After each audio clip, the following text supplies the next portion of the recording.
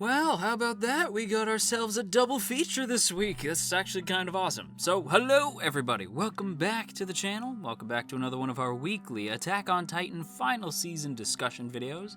Today we're here to talk about episode 14 and 15, but before we get into the video proper, quick reminder if you haven't done so yet, to hit that subscribe button, ring that bell, set notifications to all, let all of AniTube know that you're here, and without further ado, let's go ahead and get right into this thing. And honestly, I think I'm gonna go ahead and start by talking about the whole Eren, Mikasa, Armin thing. Because, like, a lot of stuff happens this week, but there's, like, a certain three things that I want to zero in on. And the one thing that I would really like to zero in on is Eren basically versus Armin and Mikasa. Because that whole scene, the whole scene is just a lot to take in, right? So Eren essentially, again, like, he just struts up to the table. Like, when we last talked, like, the way he just sort of, like, is like, yo, like, he just, like, walks up with, like, his hand cut so he's ready to transform at any point, just to let them know who's in charge, right? And then he just kind of pimps his way over. And I've seen so many people, like, so many memes about the table scene, right? So many memes about, like, Eren actually just brought everybody McDonald's, you know what I mean? Like, I've seen, like, a bunch of memes about it. So to see it actually play out was a little funny, but it's basically just Eren explaining, like, hey, so I don't want to fight, you just gotta tell me where Zeke is. That's it. That's all that needs to happen. You two are my friends. I need you to tell me where Zeke is. Don't question me. I'll do some shit you don't want me to do, but just tell me where Zeke is. And obviously Mikasa's just like, this is bullshit. Like, I refuse. This is weird. This whole thing is weird. Just come home with us. Like, this is bizarre. And Eren lets Mikasa have it. He basically tells her he never cared about her, that he always disliked her and he wasn't certain why. And it's because he found out that the Ackermans are like robots, essentially. Not like actually robots, but just in the sense that, like, they have no freedom. Like, Ackermans defend, like, the ones in charge, I guess. Like, defend, like, the king and queen. Now, I'm gonna be honest, and whenever I'm honest in these videos, people dislike it, but I don't care at this point. I don't like that. I don't like that story beat. I think that's weird. I think it takes away from Mikasa and just makes the Ackermans less, I don't know. I just don't like it. Like, it just makes them less, I don't know. I just don't like it. I like the idea that the Ackermans were just loyal to the king and thus got special properties about them. They just kind of were inherently more badass. And doing that to Mikasa felt like, I don't know, I just didn't vibe with it. It makes sense. Like, it's not like a poor writing decision. It's just a personal disinterest in that type of storyline. Honestly, I've been disconnected from, like, a lot of stuff, but it's never been, like, because the writing's bad. It's always just, I don't vibe with this. I'm still enjoying it. Obviously, I have Titan at like an 8 out of 10 for a reason. I'm having fun with it. But I do think that the first half of the season is probably the one that I enjoyed the most. There's a lot of stuff that's happening that I'm just not really clicking with. A lot of story decisions that I'm like, I get it. I respect it. I just don't vibe, right? Like, and that's kind of where I'm at with the whole Ackerman thing, where I'm like, I respect it because you set that up.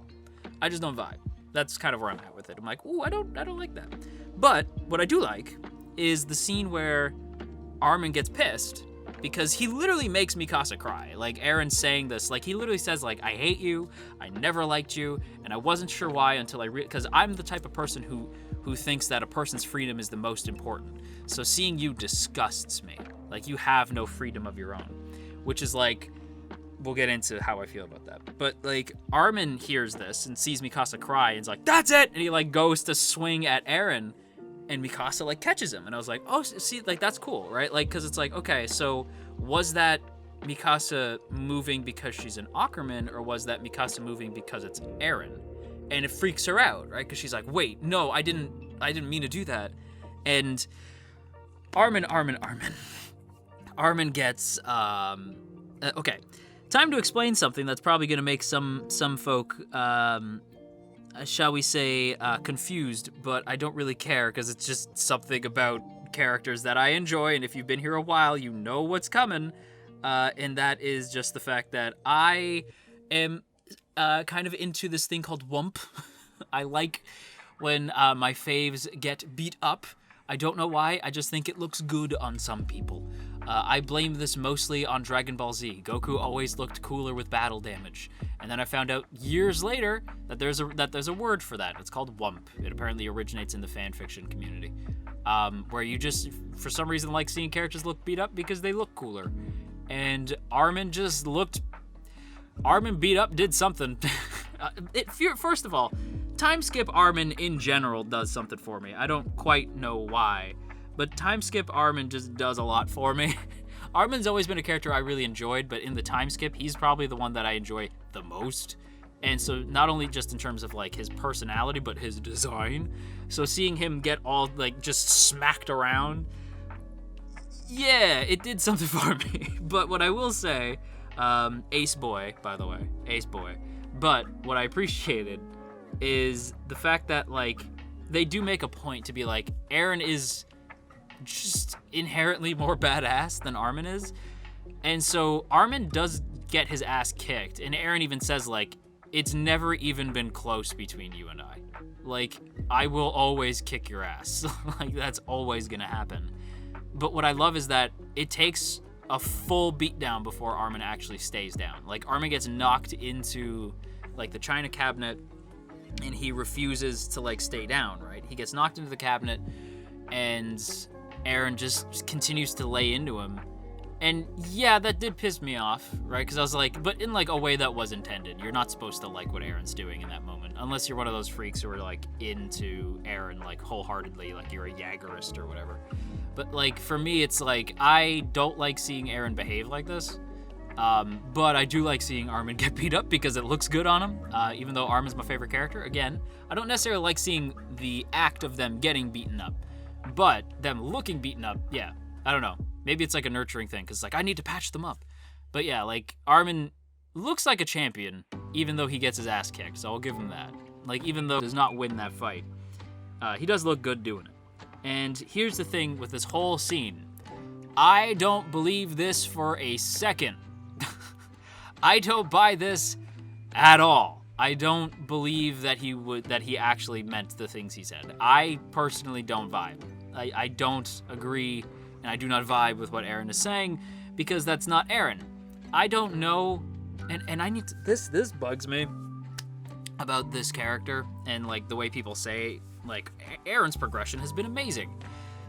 And when I talked about this on stream, and you can watch the reaction for these two videos on the second channel, but when I mentioned this on stream, a lot of people said anybody saying that Eren's progression has been great are probably manga fans. And I was like, exactly. Because there's been no progression. He's had a character shift. He hasn't progressed. There's been no progression. Because, like, in the flashbacks, he's still Eren from the end of Season 3. So it's like, there's been no progression. He just was one way and is suddenly another way. That is not progression. That is a shift. Isayama's a good writer, which tells me that there is going to be progression. It's just not here yet. I don't know what his deal is yet. What I do know is this. My Eren would have never said that shit. So do I believe that he meant it? No. Do I think he has a plan? Yes. I think there's a reason why he's saying the things he's saying. I just think that we don't know what those things are yet. And I am very excited to see what those things might be. But for now, we just gotta wait and see. But enough about Eren. Let's talk about the other brother. Let's talk about Zeke. Zeke has a big flashback in episode 15. And most of the episode is spent on this flashback. And for the most part, it really makes you sympathize with Zeke, right? Because Zeke, as a character, goes through quite a bit. And we see him sort of go from this young boy who just wanted the attention of his dad. And Grisha Yeager sucks, by the way. I don't know if anybody needed me to say that, but yeah, Grisha sucks. And so he's this young kid who just wants his dad's attention. And his dad is too focused on the cause to actually be a dad. And pretty much is just using Zeke as a tool. Now, I had always thought it was weird that Zeke betrayed his family. right? Because we knew that Zeke was the one who betrays Grisha and blonde lady. I don't remember Grisha's first wife's name. But we know that it's Zeke, right? But we don't know why. Well, now we know why. And if I'm honest, if I'm super-de-duper honest, I don't blame him, like, at all. Like, I was like, you know what, Zeke? Yeah, that was the right play. You don't deserve to go down with them just because they're your parents. Like, they treated you like garbage, man. I understand. Doesn't mean I forgive. And it doesn't mean I forget. And everything they do with Zeke this week, I think, is just further testament to the fact that Isayama's a brilliant writer. When it comes to writing characters, characters in particular, I think when it comes to writing characters, Isayama is a genius. I'll say that. When it comes to characters, Isayama's a genius. And I think everything he's done with Zeke is nothing short of, like, remarkable. Because I really felt for Zeke in the flashback, right? Like, I really cared. Like, they put him through the ringer. They show you why he does the thing he does. They explain where the baseball thing comes from. They literally walk you through everything that led up to Zeke being the way he is. And it's interesting and it's cool. And I think that the best part of the scene is just understanding that Zeke is still a monster. Like, the things he's done is horrible, right?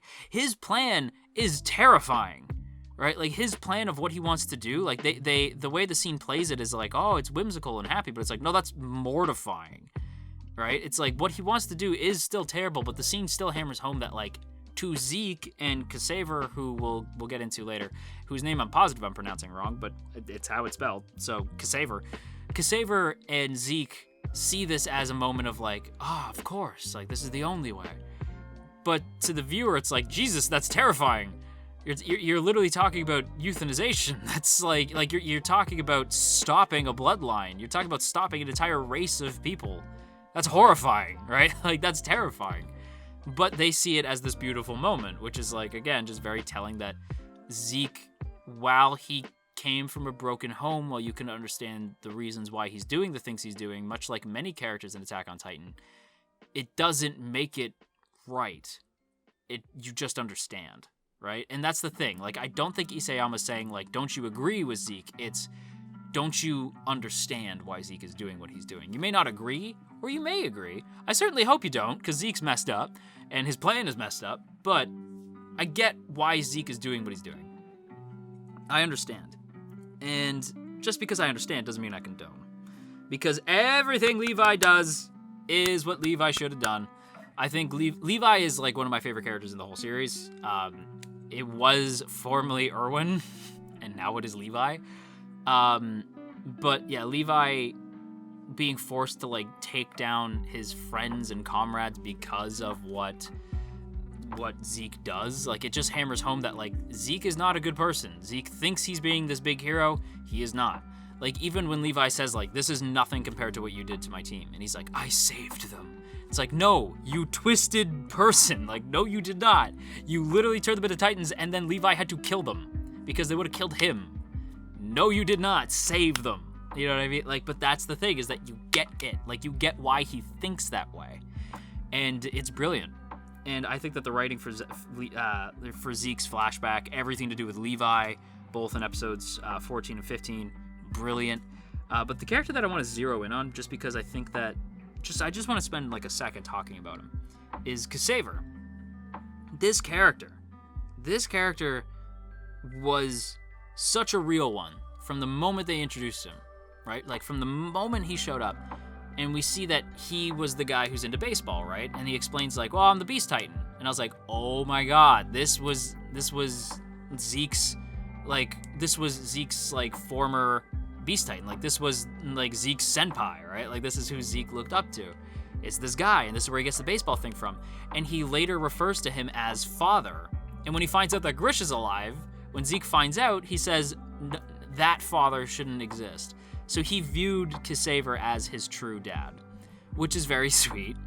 But Ksaver as a character, I just thought was brilliant. Like, just, like, such a small role, such a small scene, but the things they did with him were so good. And the scene that I loved, I freaked out about this in my reaction because I love scenes like this. Like, I love visual storytelling, and I will say that this season has been very focused on verbal storytelling, like just explaining shit instead of just showing me things. But the scene with Ksaver talking about his family, and then you see the wife on the ground, and then you see the pool of blood, and you see pieces of his old life surrounding him outside. Right? It's clearly indoor furniture, and it's what he's seeing in his mind's eye, but they're still outside. And this, like, that whole scene was just, oh my God. The direction, the way it's shot, the way it's drawn, it's beautiful. It's genuinely such a heavy, emotionally powerful scene. And it's all down to the direction. I thought it was absolutely insanely well directed. They also made Zeke hot in the past, which I was like, okay. I mean, he was always attractive, but that was a surprise. But Ksaver, like, explaining this to Zeke, and the scene where he reaches down and grabs the baseball, and it's covered in blood because it's where the wife and kid's blood was. And when he picks it up, there's no blood on it because it was all just in his mind's eye. But it's covered in blood when he reaches for it, and then the next scene, once that all disappears, it's just him and the ball's not, obviously there's no blood on the ball or anything like that. Such a good scene. Such a brilliant scene. And that character left a surprisingly big impact on me. And he was just like a genuinely sweet dude, like cared about Zeke in a real way, like didn't want to see Zeke go down just because of what Grisha and his wife were doing. And it's just he's a really good character, and it was a brilliant scene, and I just wanted to kind of zero in on that for a little bit.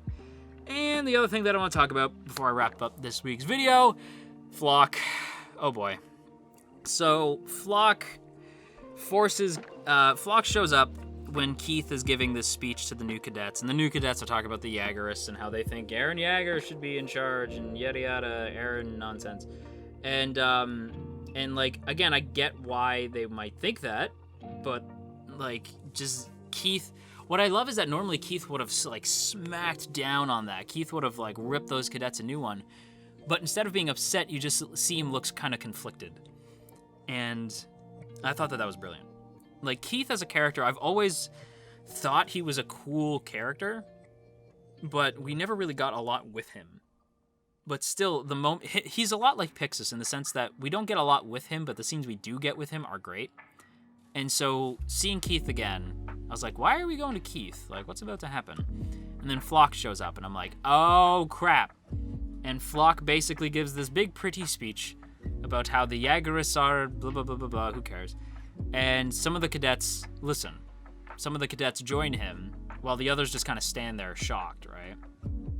And Floch says, your first test is to kick the living shit out of Keith. And I was like, huh? And even Keith is like, oh, okay, I didn't see that.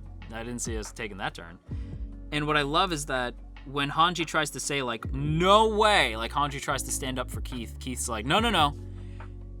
None of these dudes are taking me down. Like, if you want to come at me, like, come on. Like, if you want to fight, like, let's go, right? Like, Keith goes out. He doesn't die, but he basically says, like, they can take me all at once and none of them will take me down. Obviously they do. He was just talking a big game. But I really liked that scene. That scene did nothing but make me like Keith more than I already did. But Floch, just, I said this in a Curious Cat, like, if you don't know what Curious Cat is, it's this website. It's linked in my Twitter. You can ask me questions anonymously. And somebody asked me, like, if they give Floch, like, a big character background, like, a big, like, flashback, like, a big, like, here's why this character is the way he is, or blah, blah, blah, like, will you like him then? And I was like, no. And here's the thing. I don't expect Floch to make it more than a few, like, I think, like, if this was, like, a 25-episode series, which it's not, I wouldn't, like, we're on episode 15 by now, I wouldn't expect Floch to make it to episode 20. Straight up. Like, I think Floch is dead. Like, I refuse to believe that a character this smug in Attack on Titan isn't gonna get some sort of repercussion. So I think he's gonna die. I'm betting it's gonna be Eren. I don't know what's gonna make Eren do it. I'm thinking it's gonna be Eren. And when he dies, I will laugh. I will laugh my ass off. I don't like Floch. I actively don't like Floch. And this isn't me saying, like, I don't like Floch in the same way that I don't like Gabby or I don't like Mommy. It's like, no, those characters, I like them because they're written in such a way where even though I hate them, I really understand them and I care about them, even though I hate them at the same time, right? Like, I love to see them on screen, right? When Floch shows up, he just annoys the shit out of me. Like, there's nothing fun about seeing Floch. He just bugs me. And I just can't stand this character. I know that there's people who love this character, and good for you if you do. I'm genuinely happy if you do. For me, I don't. Floch bothers me.